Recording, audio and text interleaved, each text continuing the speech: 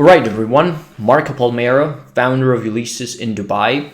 In this video, I want to discuss with you how to structure small business acquisitions in the United Arab Emirates. So if you are a business leader, an entrepreneur, or even a private investor looking to enter the United Arab Emirates with an acquisition, or maybe you're just considering options of starting a business or buying one, this video is going to be helpful for you. Because I'm not really going to dive into the technical details of structuring the deals, because I'm sure there are many accountants and lawyers that can help you with that. What I'm going to talk about is more like the strategic approach based on all the deals that we evaluated and negotiated over time. I'm going to share with you what are some of the dynamics that happen when you go down and start negotiating deals and structuring deals here in the country. And I think the video is important because the UAE are a very dynamic place, and to some respect, they are a very complex market. One of the interesting things that I mentioned many times in other videos is that most of the people here are expatriates. But that alone is not a sufficient reason to justify changing our deal structuring approach, right?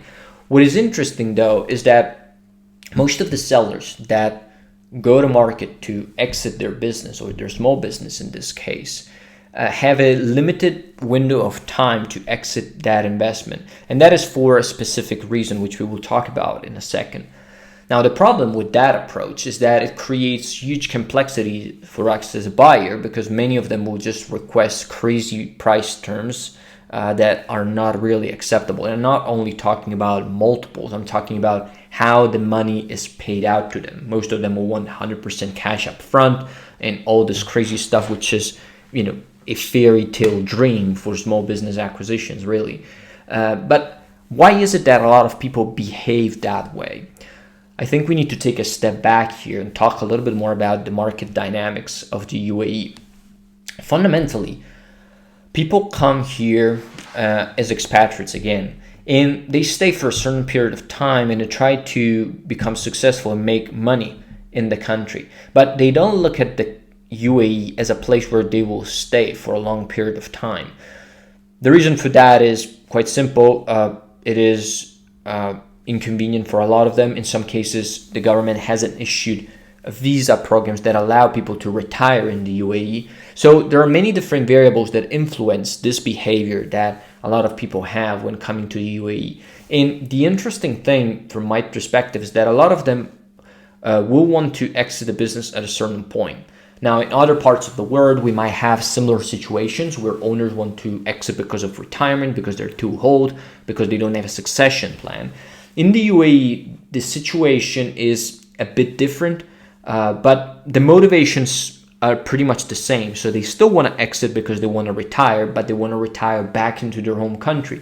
They still want to retire because they don't have a succession plan, but that is because their children might be in another country, or they might not want to do business in the United Arab Emirates.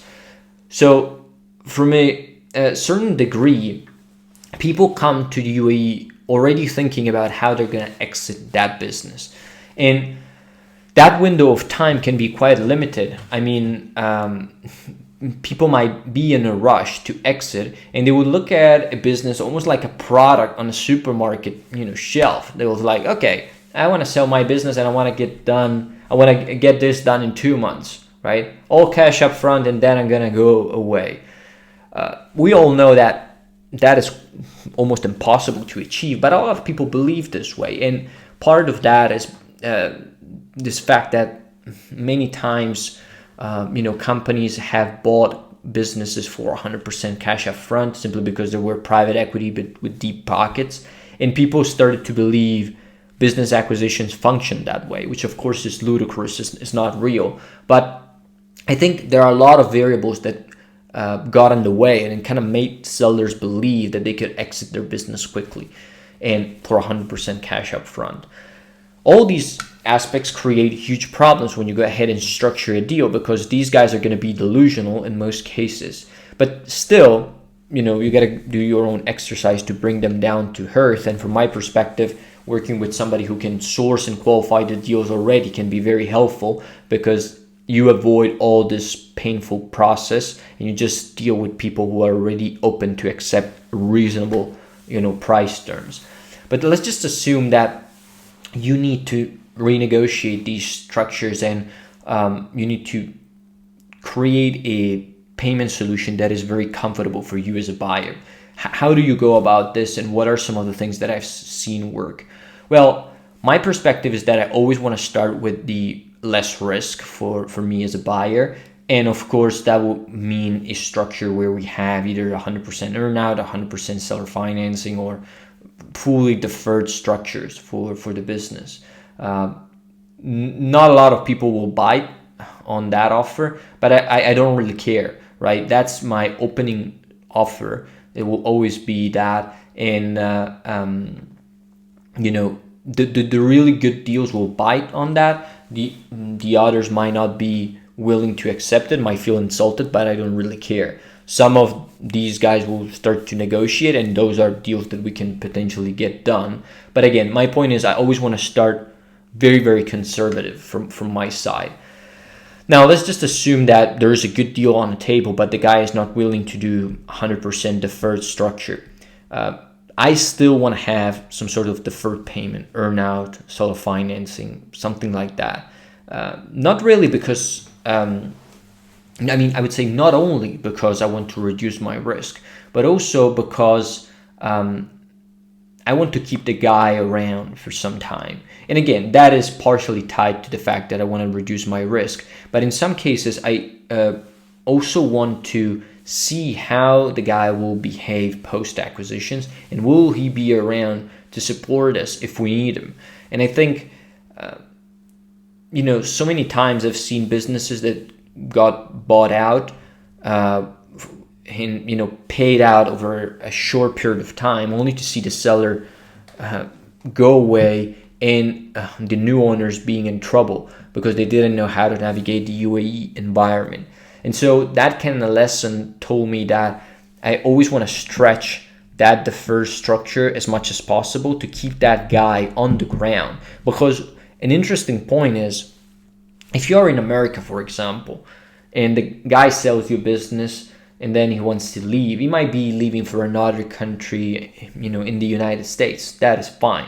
You can still find him and find a way to get his help. But the problem with the UAE is that people will fly away into another nation, and you're not going to have any clue where the guy is. And so if you aren't able to retain him on the ground for a certain period of time, it's going to be a pain in the ass to then transition that company.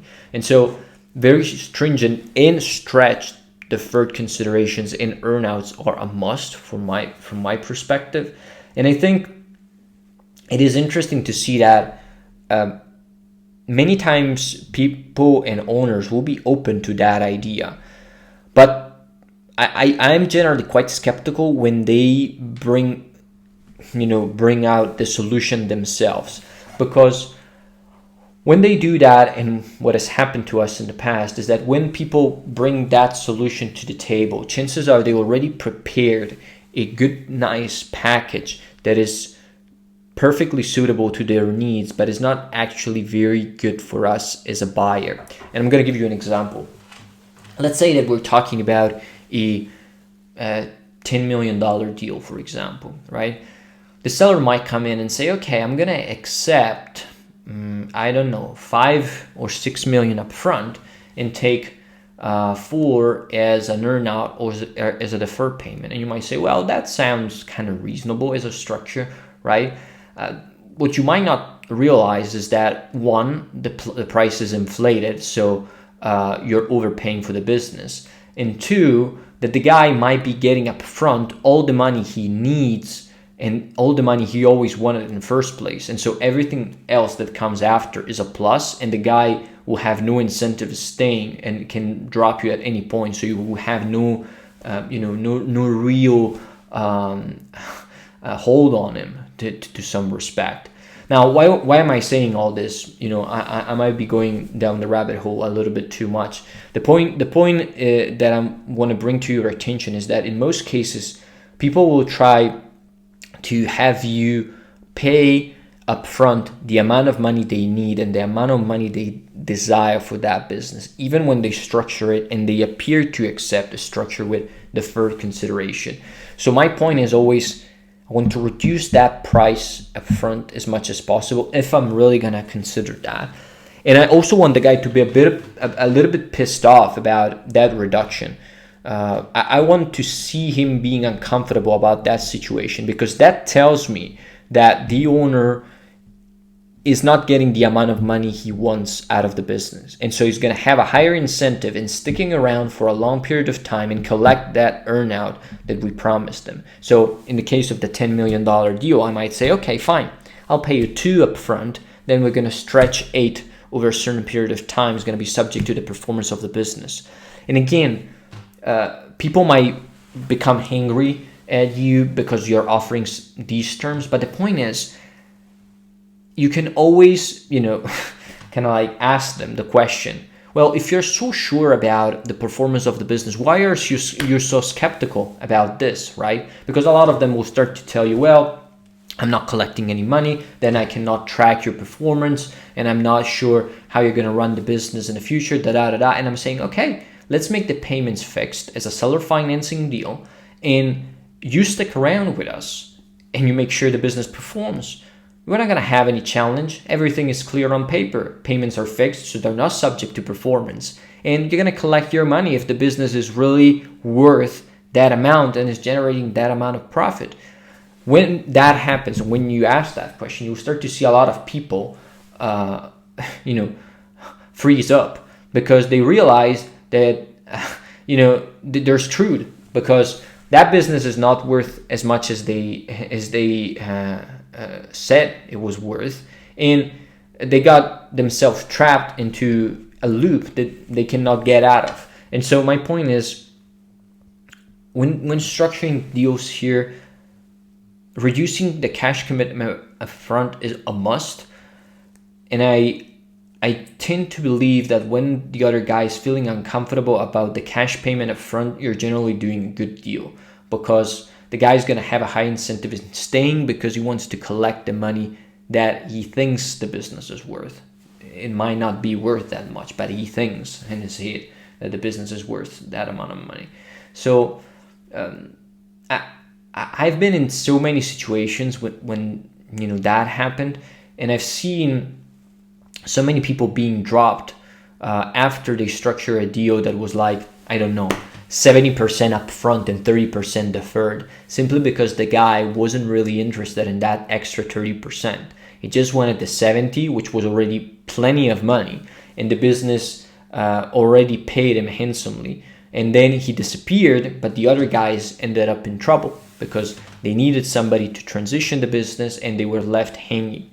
And so reducing that percentage to the bare minimum is a must, in my opinion. Now, you might say, well, that's kind of obvious. Well, it's really not, because I've seen so many people being screwed and getting screwed in the region because of that reason. So I think it's important to mention, and it is important for people to be aware of it.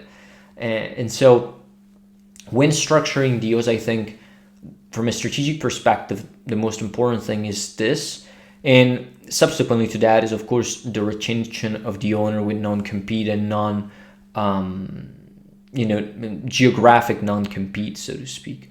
Because other cases that we have seen quite often is that these guys sell the business and then they set up a shop in another town and they steal all your patients. So for example, they say, okay, I'm not gonna stay in Dubai. You buy their business, and the day after they set up in Abu Dhabi. So maybe they set up with the same name, which is kind of funny. But the problem is, if you get a little bit of non-compete in, they're gonna have less incentive in doing so. Some of them will do it anyway. Don't be fooled by it. But I think those things are more like on the technical side, and I'm getting too technical here. Your accountants and lawyers can take care of all that for you. I think the most important part that I wanted to discuss here was this concept of stretching payments as much as possible, reducing the upfront commitment, and always having a earnout or deferred payment in place. because otherwise the guy will leave for another nation and you will never see him again. And even when you think you've done a good deal. So hopefully this helps you.